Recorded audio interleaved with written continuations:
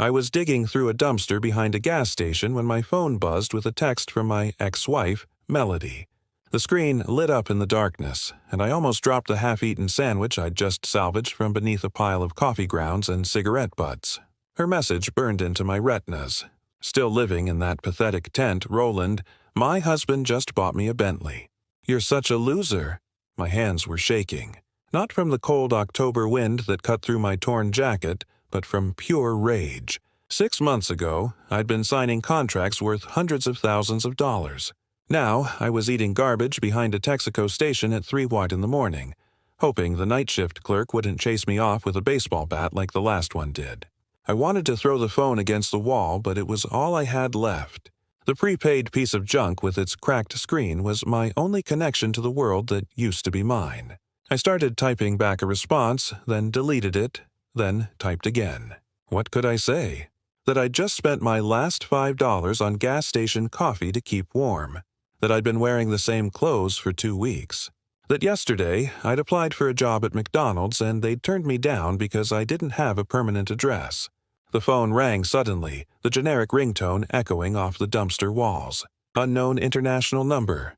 Probably a scam, but at this point, what did I have to lose? Yeah, I answered, my voice from not talking to anyone for days. Mr. Roland Thacker. The voice was cold, professional, with a slight Eastern European accent that made every word sound like it had been carved from ice. Who's asking?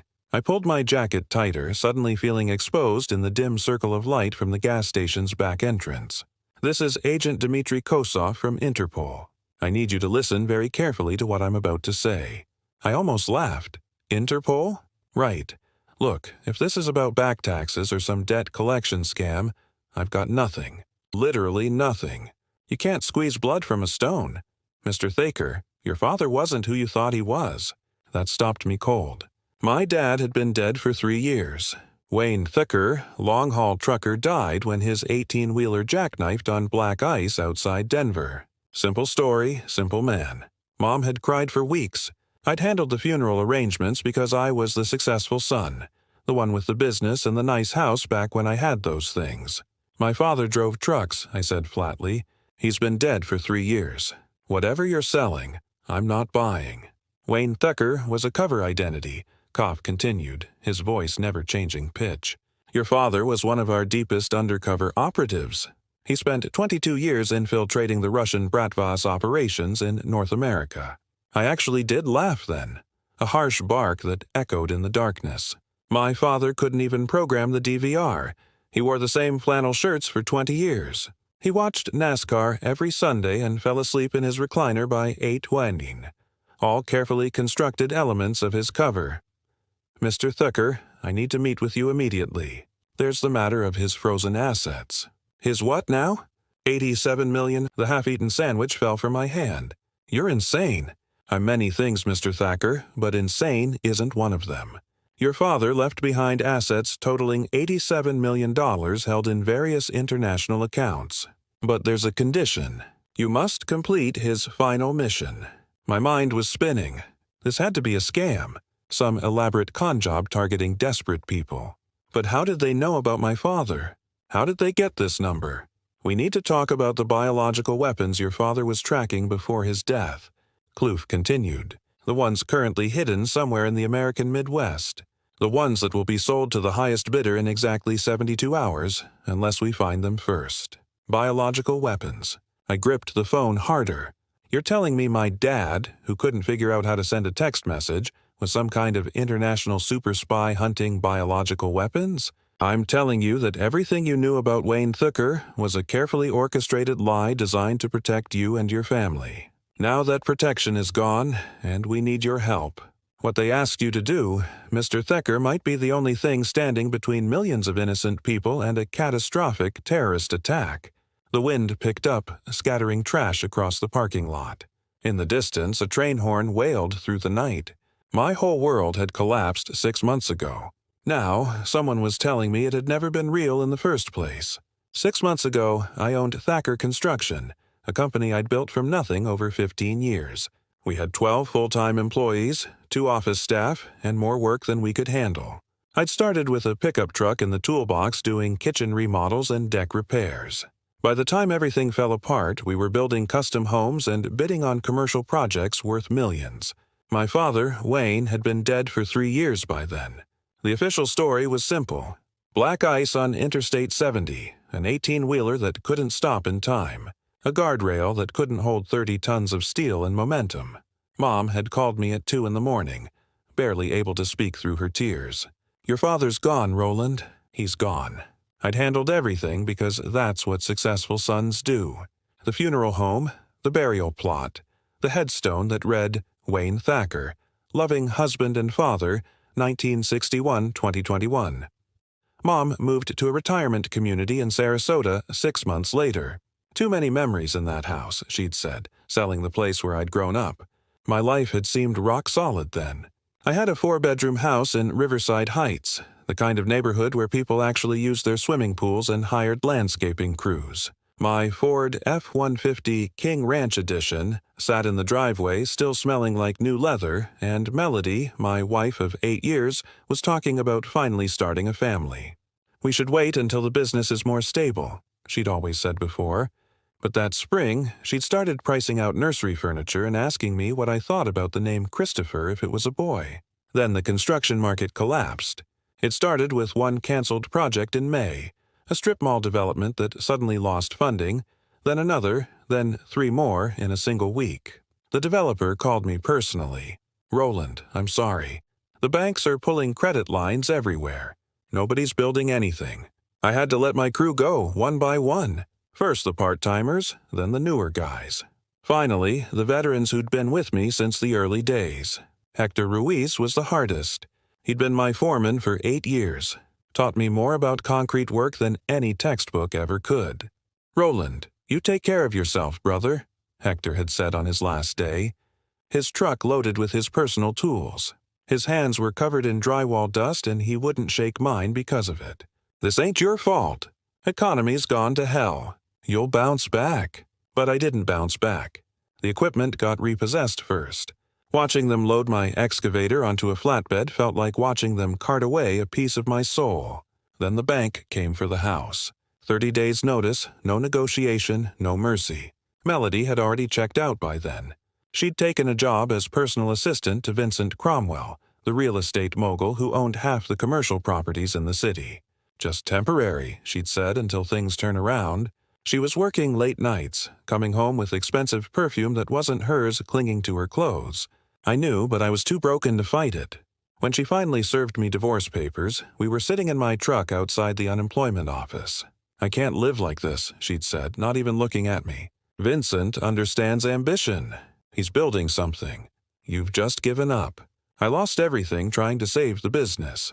I told her, "No, Roland, you lost everything because you don't know when to quit. Vincent says knowing when to cut your losses is the mark of a true businessman." She was already sleeping with him. Had been for months. The divorce was finalized in record time. She got what little was left, which wasn't much. I got to keep my truck for exactly 1 more week before the repo man found it. Now I lived in a Coleman tent in the woods behind the old railroad tracks.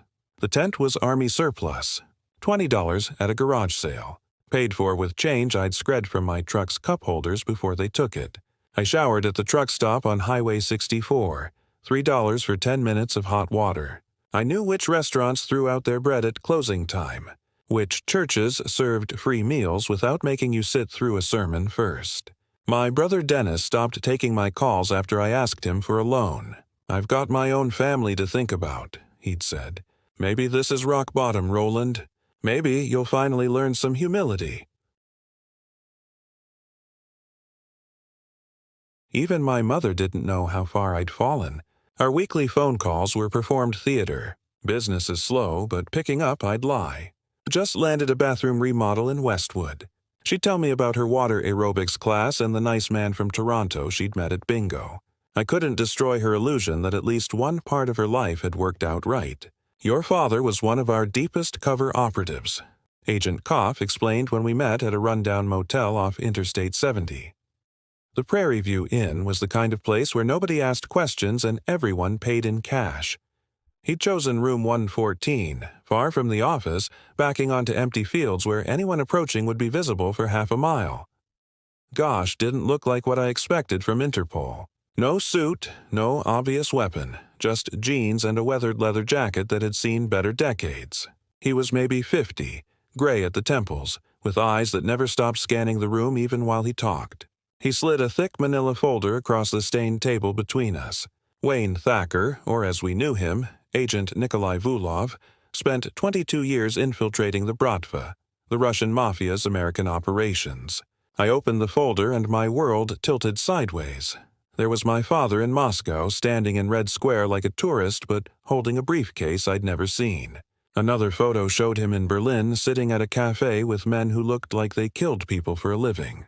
There were surveillance photos, weapon serial numbers, coded messages in his handwriting that I recognized but couldn't read. "This is insane," I muttered, flipping through document after document. My dad could barely work the TV remote. He asked me to help him set up his email account 5 times. "Your father was brilliant at playing dumb," Kosov said, pulling out a cigarette but not lighting it, just rolling it between his fingers. "He had to be. The Bratva had people everywhere. In your mother's church group, at your little league games, at the truck stops where he refueled. He protected you by being nobody special. I found a photo of my 10th birthday party. Dad was in the background grilling hamburgers, but there was another man I didn't recognize circled in red ink. Who's this? Bratva enforcer, Alexei Petrov. Your father identified and tracked 14 members of the organization without them ever suspecting. He was that good." Klov pulled out a tablet, swiping through screen after screen of financial documents. Swiss bank accounts, property deeds in 7 countries, investment portfolios, $87 million, all legally transferred to you upon completion of his final mission. "The money is real, Mr. Thacker. Your father was paid well for his service and he invested wisely. But there's a problem." "Of course there is." I laughed bitterly, the sound harsh in the small room. "Before his death, your father was tracking a shipment. Not drugs, not weapons, but something worse. Biological weapons. Specifically, a weaponized strain of hemorrhagic fever stolen from a Ukrainian laboratory in 2019. The Bratva hid it somewhere in the American Midwest, waiting for a buyer. Your father died before he could recover it." My stomach turned. Hemorrhagic fever like Ebola. Worse, this strain was engineered to be airborne and to have a longer incubation period. Infected persons could spread it for weeks before showing symptoms. We're talking about potential casualties in the millions. Koff leaned forward, his eyes locked on mine. "We need you to finish what he started. You knew him better than anyone. He would have left clues only you could understand. Help us find the weapons, and the money is yours. Refuse, and within 6 months, some terrorist cell will have enough biological ammunition to kill half the Midwest." "Why should I believe any of this?" I asked, my mind reeling. This could all be fabricated. You could be anyone. That's when the motel room door opened and my Uncle Rodney walked in. Except he was wearing an Interpol badge on a chain around his neck and he moved like a cop, checking corners and keeping his hand near his hip, where presumably a weapon rested. "Because Roland," he said quietly, "I've been your handler since you were born. Your dad wasn't the only one keeping secrets." I stood up so fast the chair fell backward. "Uncle Rodney, you're telling me you're a Fed. You sold insurance. You came to Thanksgiving dinner.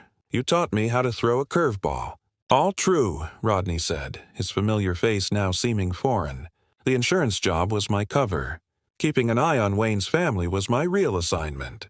Making sure the Bratva never figured out who he really was. Making sure you and your mother stayed safe. Mom knew, no, and she never will if we do this right. Roland, your father's death wasn't an accident. The Bratva killed him. That black ice story was our creation. The real scene was much worse. He died protecting the location of those weapons, and he died believing we'd find them." Klov opened another file. This one containing photos that made me sick. 3 weeks ago, a Brata defector told us they're moving the weapons soon. The buyer is a terrorist cell out of Syria. They've already wired half the payment, $20 million.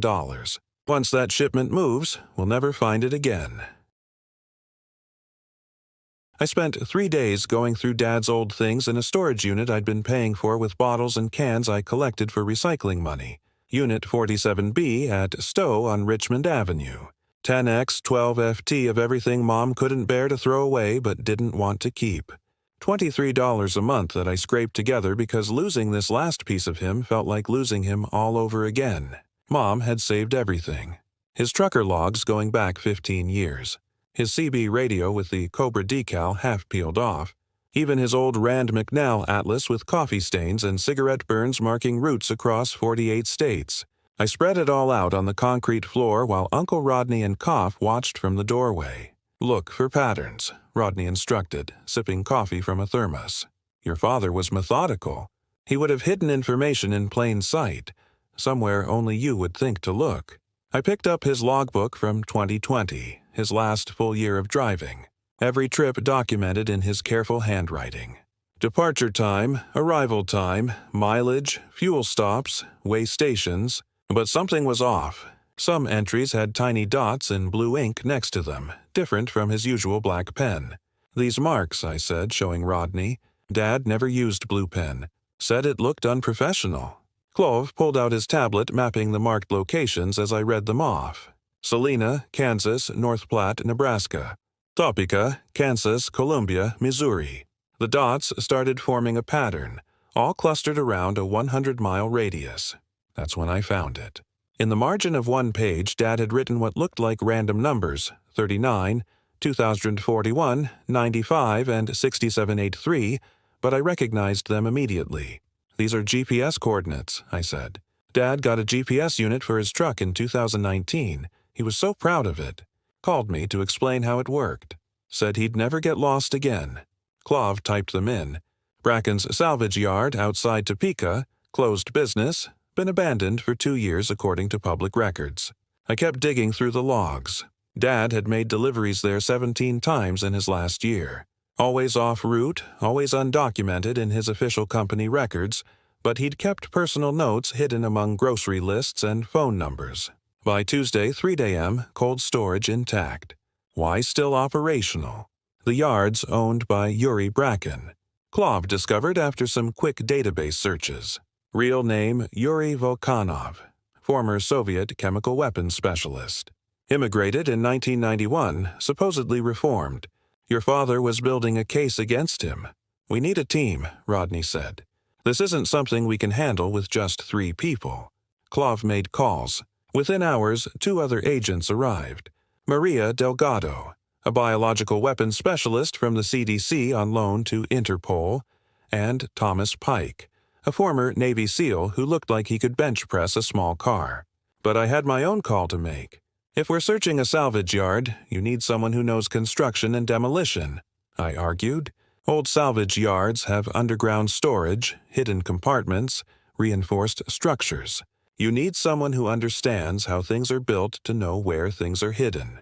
I called Hector from the motel parking lot. "Hector, it's Roland."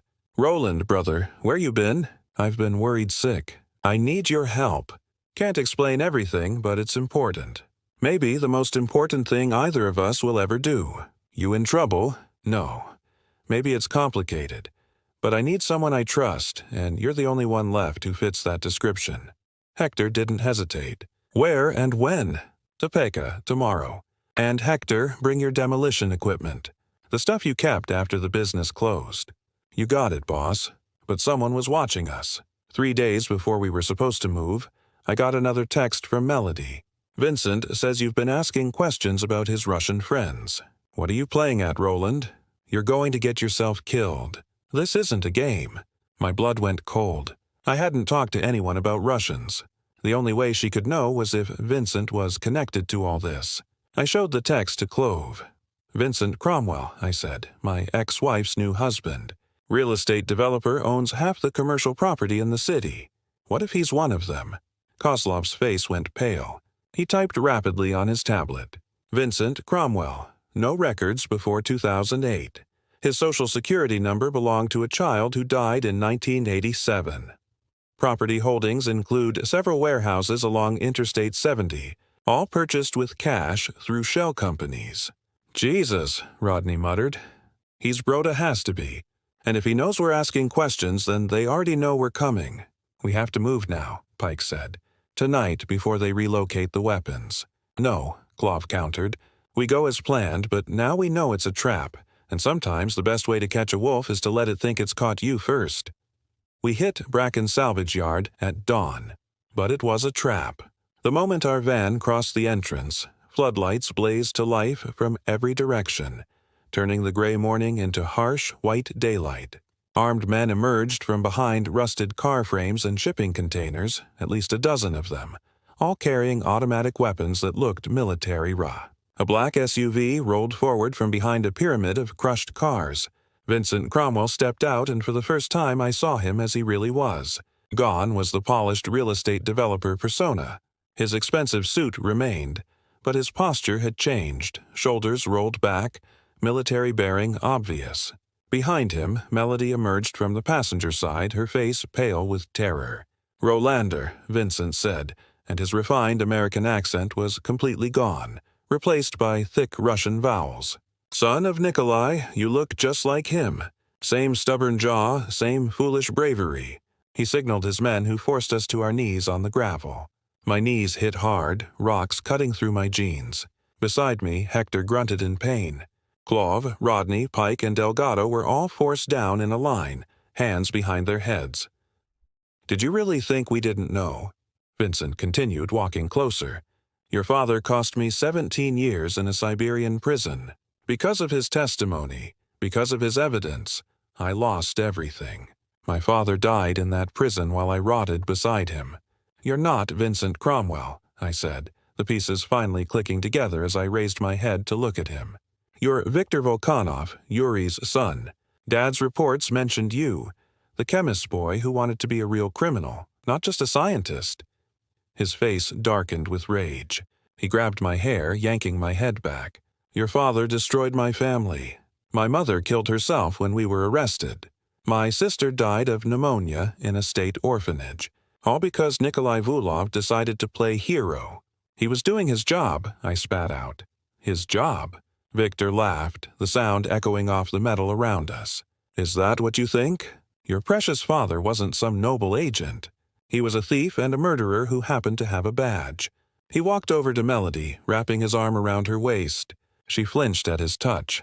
"Your wife here, she's been very helpful. Told me all about your pathetic life, your failures, your weaknesses.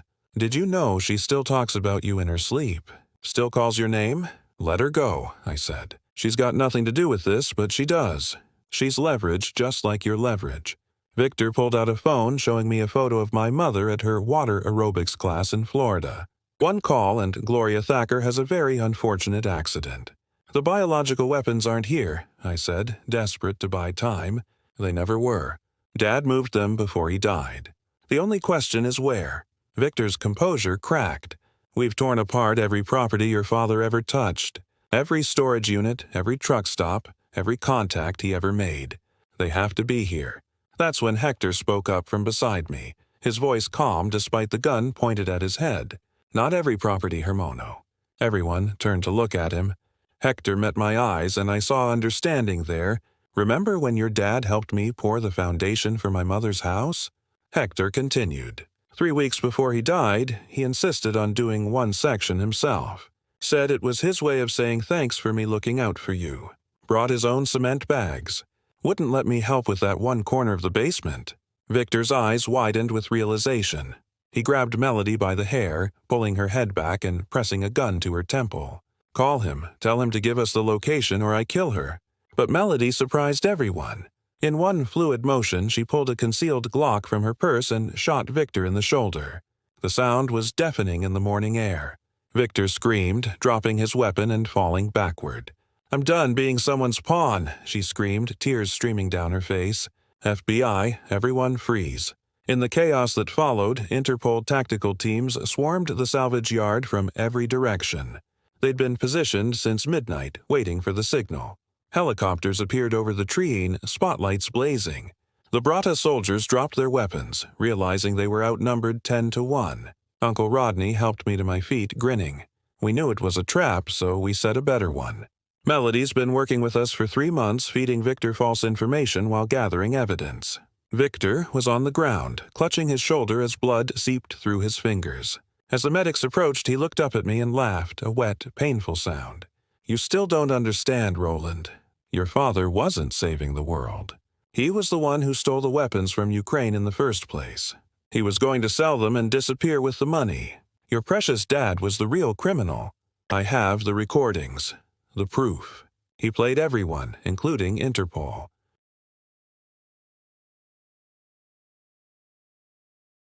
We found the biological weapons right where Hector remembered, sealed in industrial-grade containers beneath his mother's foundation.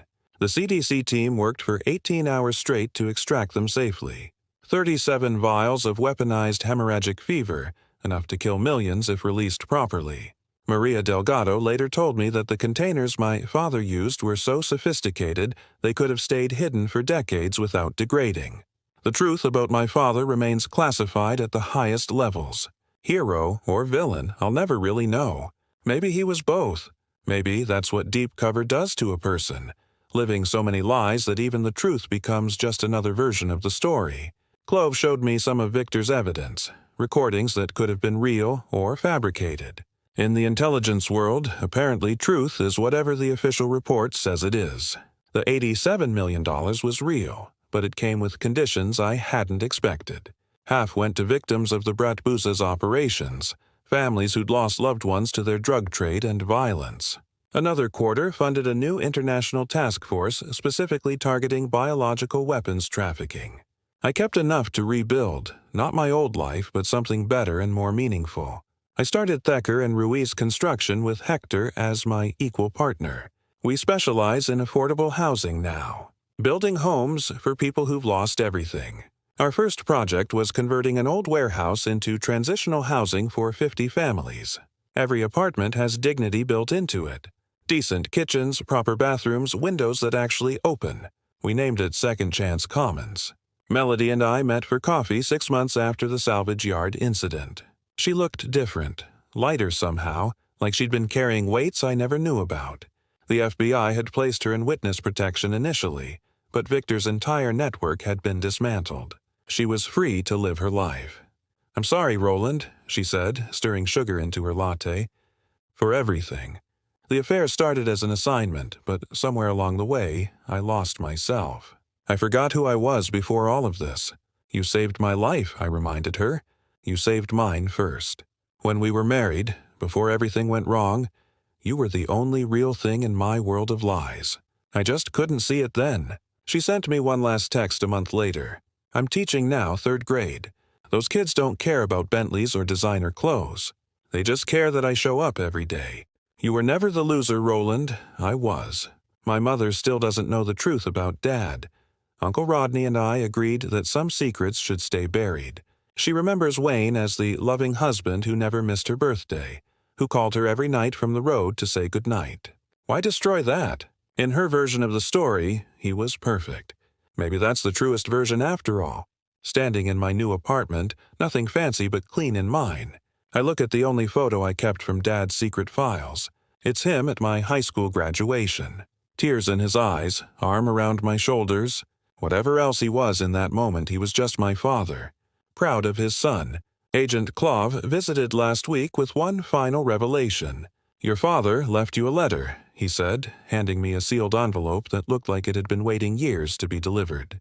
"We were instructed to give it to you only after the mission was complete." Inside, Dad's messy handwriting filled 2 pages. "Roland, if you're reading this, you know the truth, or at least some version of it. I'm not asking for forgiveness. I chose this life before you were born, and every choice after was about keeping you safe from it. The money was never from crime.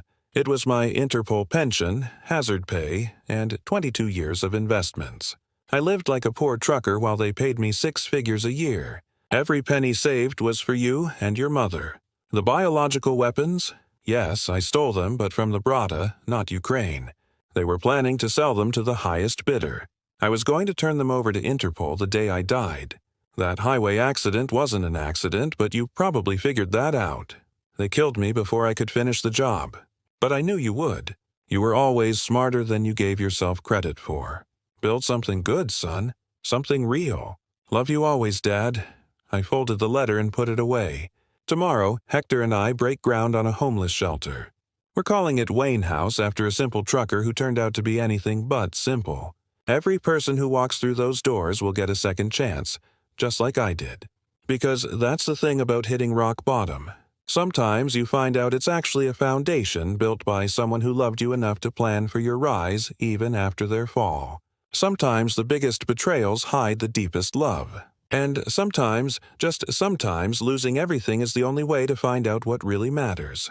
If this story touched you, please hit that like button and share it with someone who needs to hear it.